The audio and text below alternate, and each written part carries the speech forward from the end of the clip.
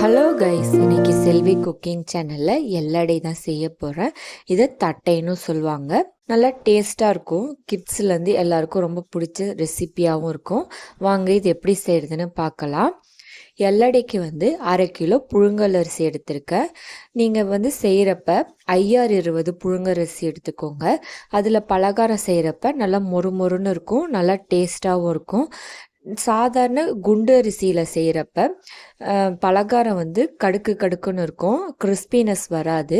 அதனால பலகாரம்லாம் செய்கிற மாதிரி இருந்தால் 50-20 அரிசியில் செய்யுங்க. அரிசியை வாஷ் பண்ணிவிட்டு தண்ணி ஊற்றி ஊற வச்சுக்கிறேன் 1-2 மணி நேரம். இப்போ காட்டியிருக்கல இந்த ஸ்பூனில் 3 டேபிள் ஸ்பூன் கடலைப்பருப்பு எடுத்துக்கிறேன். அதே ஸ்பூனில் 2 டேபிள் ஸ்பூன் உளுந்தப்பருப்பு எடுத்துக்கிறேன். இதை ரெண்டுத்தையும் வாஷ் பண்ணிவிட்டு 3/4 மணி நேரம் ஊற வச்சுக்கிறேன். ஊறினதுக்கப்புறம் தண்ணியை வடிகட்டிட்டு ஒரு காட்டன் துணியில் போட்டு காய வச்சிடுறேன். இந்த மாதிரி காய வச்சுருங்க. இது நல்லா ட்ரை ஆனதுக்கப்புறம் ஒரு பவுலில் எடுத்து வச்சிடலாம். இப்போ அரிசி ஊற வச்சுருந்தோம்ல, அந்த அரிசியை கிரைண்டரில் போட்டு அரைச்சிக்கிறேன். மேக்ஸிமம் 2 மணி நேரத்துக்கு மேலே ஊற வச்சிடாதீங்க. ரொம்ப நேரம் ஊறிடுச்சுன்னா எண்ணெய் இழுத்துரும் எல்லடை சுடுறப்ப. அதனால முடிஞ்ச அளவுக்கு 2 மணி நேரத்துக்குள்ளேயே மாவு அரைச்சிருங்க. தேவையான அளவு உப்பு சேர்த்துக்கிறேன் மாவு அரைக்கிறப்பயே.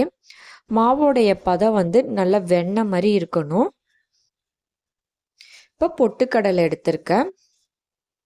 150 கிராம் பொட்டுக்கடலையை நல்லா பவுடர் ஆக்கிக்கிட்டு சலிச்சுக்கலாம். இதை சலிச்சதுக்கப்புறம் அரைச்சி வச்சுருக்கோம்ல மாவு, அதில் இதை சேர்த்துக்கலாம்.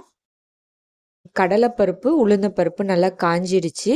அரைச்ச மாவில் அதை சேர்த்துக்கிறேன். அதுக்கப்புறம் அரைச்ச பொட்டுக்கடலை மாவையும் சேர்த்துக்கிட்டு பிசைஞ்சிக்கலாம். பிசைகிறப்ப லைட்டாக தண்ணி தெளித்து பிசைஞ்சிக்கோங்க, ரொம்ப தெளிக்கணும்னு அவசியம் இல்லை. மாவு இடியாப்பத்துக்கு அரை போல் அந்த மாதிரி மாவோடைய பதம் இருக்கணும். இதை பிசைஞ்சிக்கிட்டு 2ஆக டிவைட் பண்ணிக்கிறேன். ஒன்று கார எல்லடைக்கும், ஒன்று எள்ளு போட்ட எல்லடைக்கும். இப்போ கார எல்லடைக்கு 2 காஞ்ச மிளகா, பூண்டு, கருவேப்பிலையில் இதை 3ஐயும் மிக்சியில் போட்டு அரைச்சிக்கிறேன். ஃபஸ்ட்டு பேட்சில் எள்ளு போட்டுக்கிறேன். எள்ளு போட்டுட்டு நல்லா மிக்ஸ் பண்ணிக்கிறேன்.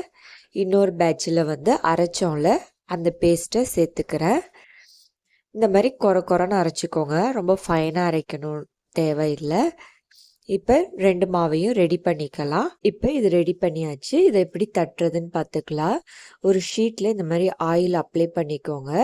அப்படி இல்லாட்டி எண்ணெய் கவர் இருக்கும்ல, அதை கூட எடுத்துக்கோங்க. அதில் இந்த மாதிரி சின்னதாக பால் சைஸ்க்கு வச்சு அது மேலே ஒரு கவர் போட்டு இந்த மாதிரி பிளேட் இருக்கும், அந்த பிளேட்டை வச்சு ப்ரெஸ் பண்ணிங்கன்னா எல்லோட ஷேப் நம்மளுக்கு கரெக்டாக வந்துடும்.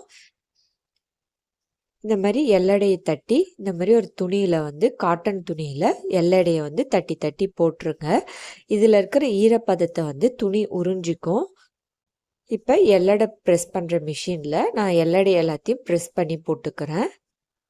இந்த மாதிரி துணியில் போடுறப்ப அதோடைய ஈரப்பதம்லாம் உறிஞ்சிட்டு காஞ்சிருக்கும். அப்போ தான் நம்மளுக்கு எண்ணெயில் எடுத்து போடுறதுக்கு கரெக்டாக இருக்கும். பாருங்கள், இந்த மாதிரி கரெக்டாக எடுக்க வரும். ஸ்டவ் ஆன் பண்ணிவிட்டு கடாயில் எண்ணெய் ஊற்றிக்கலாம். நல்லா மூழ்கிற மாதிரி ஊற்றிக்கோங்க. எண்ணெய் நல்லா சூடானதுக்கப்புறம் தான் எல்லடையை போடணும். எண்ணெய் சூடாகாமல் போட்டிங்கன்னா எண்ணெய் உறிஞ்சிரும்.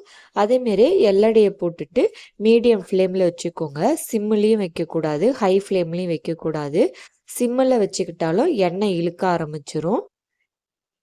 இதை 2 சைடும் நல்லா குக் பண்ணிக்கலாம். இந்த மாதிரி எண்ணெயை எடுத்து மேலே மேலே ஊற்றி விடுங்க. எல்லடையை எண்ணெயில் போட்டதும் நல்லா வெந்ததுக்கப்புறம் நல்லா உப்பிக்கிட்டு இருக்கும். அதுதான் கரெக்டான பதம், எல்லடையோட பதம். எண்ணெயோட சலசலப்பெலாம் அடங்கினதுக்கப்புறம் எண்ணெயிலேருந்து இதை எடுத்துடுறேன். இந்த மாதிரி போட்ட எல்லடையையும் சுட்டு எடுத்துக்கிறேன்.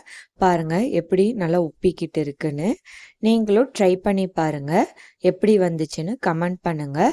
இந்த வீடியோ பிடிச்சிருந்தா லைக் பண்ணுங்கள், ஷேர் பண்ணுங்கள், சப்ஸ்கிரைப் பண்ணுங்கள்.